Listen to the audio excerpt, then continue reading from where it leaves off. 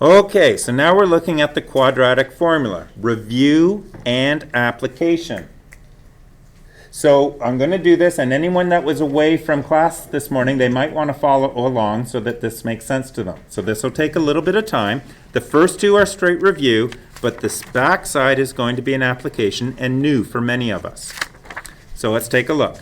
So find the roots of the following quadratic equation. Straightforward, no problem. Roots means set this equal to 0 and work through it.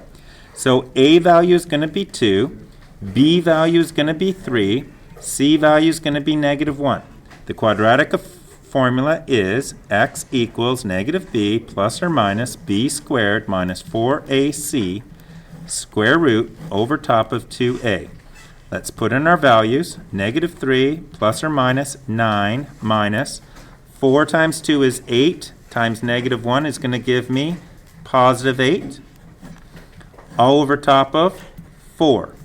This is now going to give me x equals -3 plus or minus root 17 over 4. That's a decimal. So that's going to give me two answers. One of my answers is going to be, and my other answer is going to be, and the difference is whether I'm adding the 17 or subtracting the 17. So what I'm going to get, and I'm going to round it, I'm going to round it to one decimal place because that's what I decided to do. Nobody told me to do anything, so it's up to me.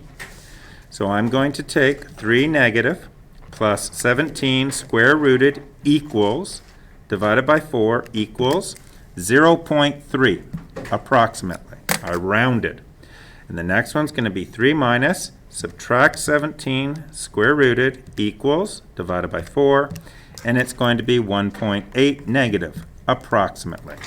There you go. Straightforward, nothing to it. Let's do the next one. I'm going to zoom in here. It seems a little fuzzy to me. Now, here's the trick. Fractions are decimals in disguise. I should know better than try to spell. I think that's right. So fractions are decimals in disguise. That's it. So what I'm going to do is change these all into decimals. So it's 0.5x squared plus 3x plus 0.66666666666. Well, that's crazy. Why don't we take it to one decimal place and we'll make it 0.7 equals 0.